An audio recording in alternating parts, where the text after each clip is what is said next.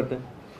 नमस्कार साथियों, आज एक बहुत ही महत्वपूर्ण विषय पर आपसे बातचीत करने के लिए इकट्ठा हुए हमारे साथ मंगोलपुर से विधायिका साथी हमारी बहन राखी बिरलान जी हैं, बुराड़ी से विधायक साथी हमारे संजीव झा जी हैं और रिठाला से हमारे विधायक साथी महेंद्र गोयल जी हैं। आज सुबह 11 बजे हम और हमारे आसपास की विधानसभाओं के तकरीबन 10 विधायक साथी 9 चयनित मनोनीत जो राज्यपाल उपराज्यपाल महोदय हैं उनसे मिलने का हमें समय मिला और आज उनसे मिलने हम 11 बजे 10 साथी गए। उनको शुभकामनाएं देने गए थे, उनको इस नई जिम्मेदारी के लिए, नए दायित्व के लिए बधाइयां देने गए थे। बहुत सारी बातें हुई जो दिल्ली के हक की थीं, दिल्ली की जनता के हित की बातें थीं। बातचीत के दौरान हम लोगों ने दिल्ली का जनप्रतिनिधि होने के नाते, चुनी हुई सरकार का हिस्सा होने के नाते अपना पक्ष, जिस जनता ने हमें वोट दिया उस जनता का पक्ष उनके सामने रखा। उपराज्यपाल महोदय से जो बातचीत हुई उसमें कहा गया, उनसे हम विधायक साथियों ने उनसे कहा और वो सहमत भी हुए कि दिल्ली के अंदर एक दिल्ली सरकार है चुनी हुई, जिसके मुखिया देश के सबसे लोकप्रिय और दिल्ली के मुख्यमंत्री अरविंद केजरीवाल जी हैं। दिल्ली के अंदर डीडीए है, एमसीडी है और लॉ एंड ऑर्डर है। दिल्ली की सरकार तो अपना काम कर रही है। दिल्ली की सरकार दिल्ली की जनता के प्रति जवाबदेह है, उनके हितों के लिए प्रतिबद्ध है। लेकिन कहीं ना कहीं भारतीय जनता पार्टी द्वारा नियंत्रित, पहले शासित और अब नियंत्रित जो एमसीडी है, जो डीडीए है और जो पुलिस का महकमा है, इसने निराश किया है। हमने उपराज्यपाल महोदय से कहा कि महोदय, दिल्ली के अंदर 70 विधानसभाएं हैं, किसी भी विधानसभा में आप चले जाइए, एमसीडी की गलियां, सड़कें गड्ढों से भरी हुई हैं, चौराहे, नुक्कड़ और सड़कों पर यहां तहां कूड़ा पड़ा हुआ है। और अब जबकि आप प्रतिबद्ध हैं ये सब दुरुस्त करने के लिए, तो हमारी अपेक्षा है और दिल्ली की जनता की आकांक्षा है कि आप दिल्ली की एमसीडी की सड़कों को दुरुस्त करें, गलियों सड़कों को साफ सुथरा करें, ताकि हम सबका जो दिल्ली को सुंदर देखने का सपना है वो पूरा हो सके। हमने उनसे कहा, कानून व्यवस्था की हालत इतनी पतली है, लॉ एंड ऑर्डर की सिचुएशन इतनी खराब है कि कोई भी गली ऐसी नहीं होगी जहां अपराध की छोटी या बड़ी घटनाएं दिल्ली में, दिल्ली पुलिस के प्रश्रय में, दिल्ली के गृह मंत्री के नाक के नीचे न हो रही। दिल्ली के अंदर डीडीए की एक मुश्त सबसे बड़ी जिम्मेदारी कि एक अफोर्डेबल हाउसिंग सिस्टम डेवलप किया जाए, गरीब आदमी के सर पर छत दिया जाए। डीडीए 100% उसमें नाकाम रही है अपने नीतिगत निर्णयों की वजह से और भ्रष्टाचार की वजह से। तो हमने एलजी साहब से कहा कि महोदय, सुप्रीम कोर्ट और संविधान ने एक दायरा तय किया हुआ है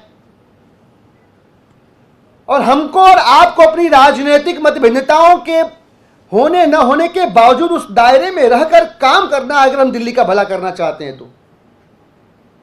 हमें अखबार के जरिए जानकारी मिली कि आप जल बोर्ड की बैठकें ले रहे हैं। हम सभी विधायकों की एक आम सहमति थी और यह दिल्ली की जनता की राय से इत्तेफाक रखने वाली सहमति थी कि आपको फिर दिल्ली की चुनी हुई सरकार के कामकाज में हस्तक्षेप नहीं करना चाहिए। जल बोर्ड के अधिकारियों की बैठक आप लें और जल बोर्ड के अधिकारियों की बैठक जल बोर्ड के वाइस चेयरमैन या चेयरमैन साहब लें। आप कुछ निर्देश दें, विधायक या वाइस चेयरमैन कुछ निर्देश दें, अधिकारी क्या करेगा भाई? अधिकारी क्या करेगा? वो कौन से निर्देश को एग्जीक्यूट करेगा? हमने कहा एलजी साहब से आप सोच के देखिए कि कल को हम भी आप ही के तर्ज पे आपका हवाला देते हुए दिल्ली पुलिस की जांच करने पहुंच जाए, दौरा करने पहुंच जाए, उनकी बैठकें बुलाने लगे, डीडीए को बुलाने लगे। आप बताइए ये ठीक होगा क्या? यह अवैधानिक भी होगा, गलत भी होगा, अनैतिक भी होगा। चुनी हुई सरकार के कामकाज में हस्तक्षेप करके हम किसी भी तरह का रचनात्मक या कंस्ट्रक्टिव मैसेज नहीं दे रहे हैं दिल्ली वालों को या दिल्ली वालों के जनादेश को। हमें अच्छा लगा कि एलजी साहब इन तमाम बातों से सहमत से थे। उन्होंने कहा कि मैं आपकी पीड़ा समझता हूं। उन्होंने यह भी कहा कि मैं भी जानने समझने की कोशिश कर रहा हूं और मैं विश्वास दिलाता हूं कि आपके जो इनपुट्स है उसके हिसाब से मैं काम करूंगा।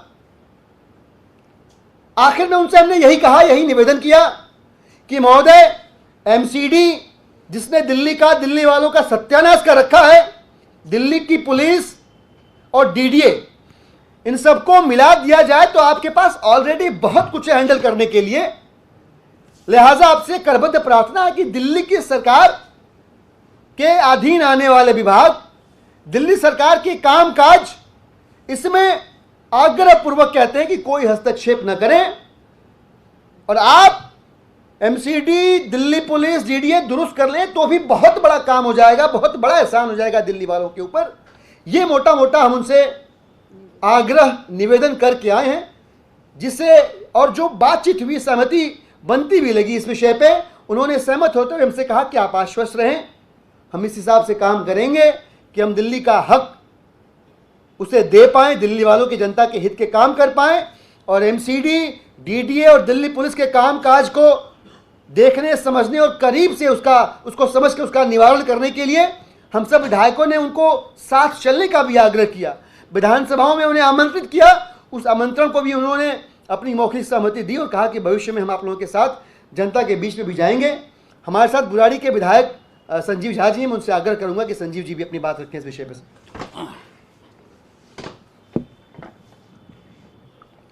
सभी साथियों को नमस्कार। हालांकि मोटी मोटी बातें जो हमारी हुई वो दिलीप भाई ने बताया कि आज हम सब लोग, हम अपने 10 साथियों के साथ, एलजी साहब के साथ हमारी मीटिंग थी। हमने उनको सबसे पहले शुभकामनाएं दी कि आपको नई जिम्मेदारी के लिए बहुत सारी शुभकामनाएं, और साथ साथ बहुत सारे मुद्दों पे बात हुई जो भी दिलीप भाई ने कहा। एक तो ये जो तीनों एजेंसी जो केंद्र सरकार द्वारा नियंत्रित है वो दिल्ली को निराश किया है, चाहे वो एमसीडी हो, चाहे वो दिल्ली पुलिस हो, चाहे डीडीए हो। एलजी साहब का ये कहना था कि मैं भी दिल्ली में चूंकि नया हूँ तो मैं भी दिल्ली के कार्यप्रणाली को समझना चाहता हूँ।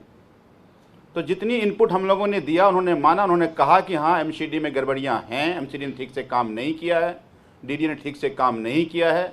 और मुझे भी अभी जो अनुभव जो मिला है कुछ चंद दिनों में कि दिल्ली लॉ एंड ऑर्डर की भी समस्याएं हैं। उन्होंने कहा कि हम इसको दुरुस्त करेंगे। साथ साथ हमने ये भी निवेदन किया, हमने कहा जो भी दिलीप भाई इंगित कर रहे थे, क्योंकि मैं जल बोर्ड का मेंबर भी हूं और अभी हमने अखबारों के जरिए हमें जानकारी मिली कि जल बोर्ड की मीटिंग एलजी साहब ले रहे हैं।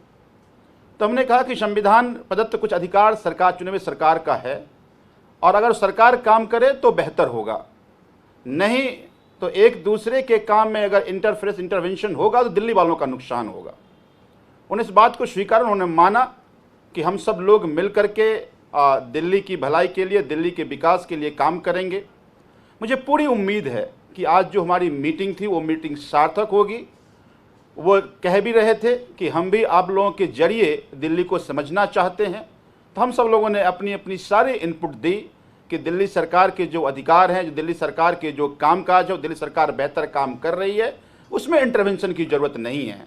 हाँ, ये तीनों एजेंसी, चाहे एमसीडी हो, चाहे डीडी हो, चाहे दिल्ली पुलिस हो, इनके कार्यप्रणाली में सुधार करने की ज़रूरत है। उन्हें इस बात को स्वीकारा। मुझे पूरी उम्मीद है कि एलजी साहब एक गार्जियन की भूमिका में रहते हुए दिल्ली की भलाई के लिए विकास का काम करते रहेंगे। Thank you. इस विषय पे प्रश्न हो तो देखिए, मोटा मोटा जो प्रश्न है, इस विषय को हमने एड्रेस किया माननीय एलजी महोदय की इस बैठक में, और हमने स्पष्ट कहा कि हम सबकी राजनीतिक भिन्नताएं चाहे जो भी हों, जब दिल्ली की जनता की हक की बात है तो बाबा साहब की लिखी हुई किताब से, संविधान से सहमत होने की आवश्यकता है। एक दूसरे से भले मैं सहमत हूँ, और इस बात को हमने साफ साफ कहा कि चुनी हुई सरकार के कामकाज में हस्तक्षेप करना यानी संविधान में हस्तक्षेप करने के बराबर है। आप सुप्रीम कोर्ट और दिल्ली के और देश के जो संविधान है, उसने जो अधिकार दिल्ली की सरकार को दिए हैं, आप उसमें इंटरवीन कर रहे हैं। वो न करके अगर हम अपनी अपनी जिम्मेदारियों को समझ के अपने अपने हिस्से की ईमानदारी बरत लें, तब भी दिल्ली वालों का भला हो जाएगा। और माननीय उपराज्यपाल महोदय ने इससे सहमत होते हुए आश्वस्त किया कि मैंने जो भी बैठक की होगी, मैंने उसमें किसी को इन्वॉल्व नहीं किया, तो सिर्फ मैं समझना चाह रहा था कि कार्यप्रणाली को, और ये इस बात का विशेष ध्यान रखा जाएगा कि किसी भी तरह का कोई राजनीतिक टकराव का कोई सेंटर न बने। हमने तो उनसे ये भी कहा कि सर, राजनीतिक टकराव है ही नहीं। दिल्ली की जनता के हक के लिए हम लोगों को अगर किसी के हाथ पैर भी पकड़ने पड़े, हम उसके लिए तैयार बैठे हुए।